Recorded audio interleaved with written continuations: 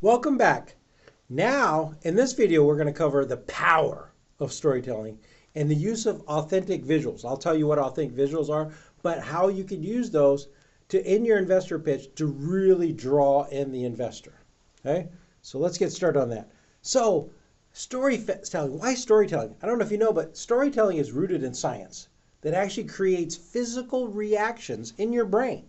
Okay, so if you think about it, when someone's telling a story, there's different parts of the brain that get activated, right? And so that's what creates compellingness. This is why one of the reasons we enjoy watching movies so much, right? Watching different television shows, movies, right? What happens is inside the brain, there's actually a dopamine release when there's a story that's being told. That's why you remember stories more than you remember facts and figures. So a lot of times if you're in a social situation or if you're at a trade show, if you remember talking to someone, they probably spewed off some really cool statistics, but you can't articulate any of those back. But you can tell that story that they told you. They told me a story about whatever, and then that is the dopamine release. That's the power of storytelling. Okay. So a couple things that happen when you're doing an investor pitch that occurs. One is called neural coupling. And what that is when I'm explaining something in my investor pitch to someone, right, to the investor, what I really want the investor to do is listen to what I'm saying and then think about it in their own context. Have they experienced or they've experienced that same problem before, right? It's like, wow, that was horrible in that situation, right? I remember visiting and it was not that great. And then I'm telling the solution, then they go, wow, right? So I don't know what's happening in their mind, okay? Because I'm visualizing one thing, but they're visualizing it in their own context. But if I'm doing that, I'm hitting their emotional chord, right? That's the power of storytelling. The other piece is this idea of mirroring. Okay, so one of the things that I try to do in the mirroring is that typically when we start off an investor presentation, the pose that they're in. The investor sits back with their arms crossed, somewhat closed. All right, go ahead and start your investor pitch, and you start getting into it. Okay. Now, usually when I start talking about the problem, they start moving a little bit closer to you, and then I tell them the solution. They're like, "Wow, that's amazing!" And so they're coming up closer to you, right? So what I like to do is actually mirror that. So this is an engagement thing. So now I'm connecting with them. Right? Move in, and I'm mirroring that behavior that they have, right? What you'll also see in other kind of circumstances, mirroring the other direction, right? So if I'm having a conversation with someone and it's going really well and we're actually making a pretty decent, connection, if I touch my chin, you'll see them touch their chin, which is kind of odd, but it shows you that this is truly inside the brain, a physical kind of thing, a science kind of thing. That's why storytelling is so compelling and so powerful. Now, it's not us, it's not just modern times that figured out, visual storytelling is not new. In fact, it goes back, there's cave dwellings with visual storytelling on them. And almost every culture has, some visual storytelling of different traditions, of different things that they do to keep passing off those, those traditions in culture. Okay, so let's talk a little bit about some of the power of storytelling. So I'll blow some of these up, but I just want to hit a couple of them. The quickest path between yourself and another person is a story. So just think about that. Every time you talk to someone, those are things that you remember. Stories are remembered up to 22 times more than facts alone. Okay? And so that's why we're trying to use this in our actual presentations. We want to use the power of storytelling in our investor pitch deck. Okay? So storytelling, how do we get that story? How do we connect up? So one of the ways that we do it is a very simple approach, but extremely powerful, and a lot of people don't use it in an investor pitch deck. Okay, so this is a nice insider secret for you here, right? Okay, is basically a very simple and extremely powerful way to make that connection is through the use of authentic images. Okay, let's talk about what those authentic images are. So authentic images are, let's compare and contrast that to stock photos. Stock photos are beautiful, well composed, but they don't really tell you anything, right? So what I want you to do is actually take real photos, real images of you, your business, your product, your service in action, and that really can help bring that connection to that investor. And I'll give you some examples here in a couple seconds, okay? So you've probably all heard, visuals are more memorable than text, right? In fact, I think, people used to say a picture's worth 1,000 words, right? So they've done some studies, and then some studies said there, visuals are 55% more memorable. Okay, all right, that's believable. I get that. But what we found especially with this whole new era of social media, is that authentic images are much more engaging to an audience, right? It affects them more emotionally, right? In fact, the click-through rate of actually using authentic images, or they call Instagram style photos in this study here, 25% more engagement. A lot more people would actually click through it. Why? It's because authentic images, real images, have a way of telling a complex story in a simple way. So instead of just seeing generic kind of images that are, beautifully composed and they're nice, man, real images convey more than just that image itself. It tells a story. That's why it's compelling, okay? So let's see this in action. Let's see if we can talk about this, okay? So I worked with one company, and their value proposition was they were cleaning up wastewater, okay, with algae, okay? So, a nice stock photo could be something like this. This is a very well-composed photo of algae, right? Follows the rule of thirds. It's got great resolution. It's kind of cool looking, right? But doesn't really tell a story, right? It's pretty. And you see this all the time inside presentations. Oh, we're using algae to clean up, wastewater streams. Great, okay? But how can that be better? Well, let's use an authentic image. Check out this image here. So this image here is of a wastewater treatment plant using algae, okay? So that's their technology right here. If you sort of look right there, okay? They're actually conveyor belts. Think of them as conveyor belts. Biofilm, that algae grow on the film go into the water, suck up the nitrates and phosphorus, belt comes up, sun hits it, photosynthesis occurs. So they're just continually basically sucking out the nitrates and the phosphorus out of the water, so cleaning the water, photosynthesis, and algae grows. And then you can stack these things. And so each of these can be put into a box, a big unit, as you can sort of see, and then depending on the size of what you're trying to clean up, you can have more of these large units, right? Wow, that's pretty impressive, okay? So what I just described to you is a very complex, system of how algae, I didn't tell you what kind of algae, how it sticks onto biofilm, how much it can clean, how many hours, blah, blah, blah, all those, right? But you knew from that simple picture, this photo, and from my description exactly how it works. Isn't that amazing? I think that's amazing because wow, I get it. That's amazing kind of thing, right?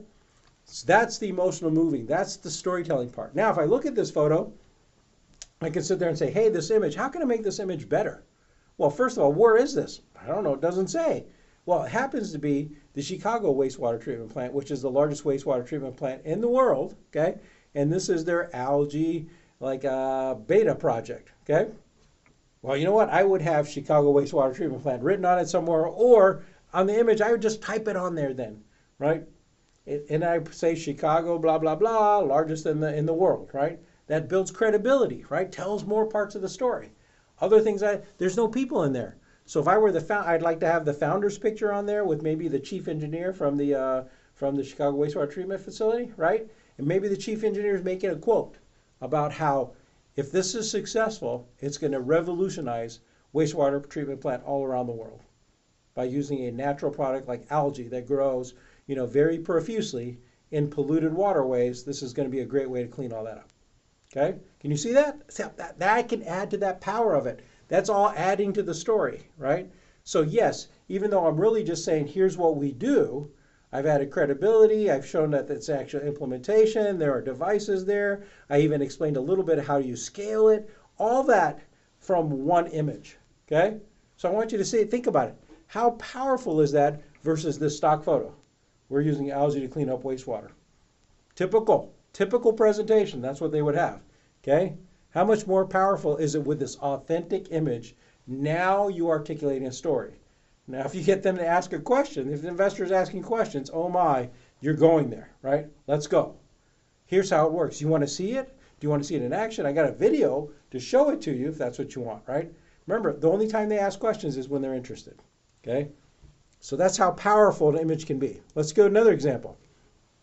This person, the entrepreneur here, she was raising crickets, right? She wants to basically raise crickets and sell crickets for human consumption, okay? So cute presentation, they have bags and you eat them and it's like everyone has fun with it and all that kind of stuff, right? And then you would have sort of these kind of stock photos with these cute kind of images, right?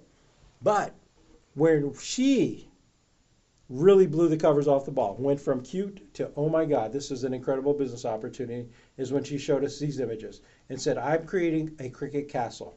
And you go, what's a cricket castle? It's basically a trailer, a used trailer. You gut it, basically insulate it, heat it, and then with some of these things over here, you buy these bins at your local retailer, right? You can buy a bunch of these bins, and you're growing crickets in there. And basically, you're growing 2.5 million crickets every 6 weeks, and that's going to gross you $33,000. She's buying those crickets back from you, okay? So as she explained it, it's like the pork model. I guess evidently the pork industry works in that same model. She wants to create it in the cricket industry, right? So she'll provide you the eggs or the beginning kind of quantities. You raise them, so you feed them, make sure that they're fed and water and heat, and then as they get big, become adults and ready, and then she takes them from you, and she pays you money for that, right? So now we went from this cute proposition to, oh my, $33,000 every 6 weeks. If I have this cricket castle, hey, I want one of those for my backyard. Can you see the change? Can you see the power of the story, right? Now you're going to sit there and say, who wants cricket? It's like, well, cricket, and her presentation was fantastic. She went through basically and said, the cricket protein is the easiest to make, the fastest to make, it requires less water, and it showed that, how much effort that it takes to create a pound of protein from beef, because we got to give it, we have to grow crops to feed it.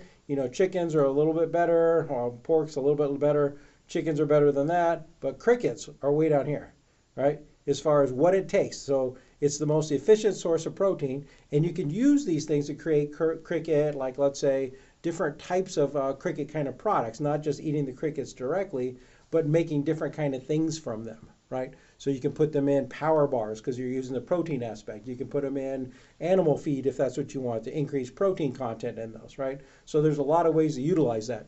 But can you see how the proposition changed from, she got your attention by, it's like, whoa, what? Crickets for human consumption, to when they got to this image, it's like, whoa, how big is this market? How many people would be willing to, how much would you be willing to buy? I mean, there's got to be some limit to that, right? Can you see those questions? But if they're asking those questions, you've been very effective in basically with your image. All right. Another example, these people are doing an autonomous vehicle in the ag space, specifically automating a grain cart. So you got a combine that comes, the farmer is in the combine, and he wants to actually control the grain cart to pull up and dump the grain. So you see a picture there, pretty stock photo, that kind of stuff. Yeah, that's okay. This one's a little bit better, right? I show a customer in there, and the customer basically said, our potential customer or our customer said that I give you $50,000 right now if I can automate a grain cart without hiring an operator. Because the whole idea is that when you're harvesting, everyone else is harvesting, so it's actually hard to find operators of tractors at the time. So instead of building a tractor that does everything, all I want to do is summon that grain cart to come in next to me so that I can basically harvest my crops. Okay? So they took it one step further, which I'm not going to show you here today, but it's video. And what the video showed was basically this tractor pulling the grain cart, coming up next to it, and then you can see inside the tractor, there's no one driving it, right? And so that was a very compelling video because it showed that their solution actually works, right? And so the story was fantastic in terms of that, okay? So, that's really the key in terms of, using the authentic images, okay? So one of the things I want to talk to you about is that, I think I told you in the first video, that 80% of a sale is emotional, 20% is rational, okay? And the way that we're going to get that emotional connection is through storytelling. And could you see when we talked about storytelling, how impactful the science is in terms of how it impacts your brain, fires off different kind of things. The investor visualizes themselves in that same situation, right? Them mirroring or connecting with you in terms of that, right?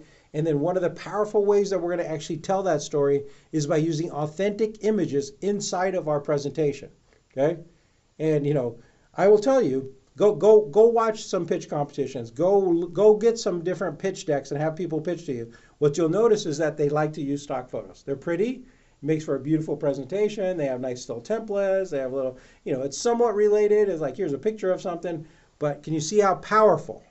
If you're really looking to try to get the investment, being able to tell the story through authentic images is absolutely critical and absolutely hugely powerful.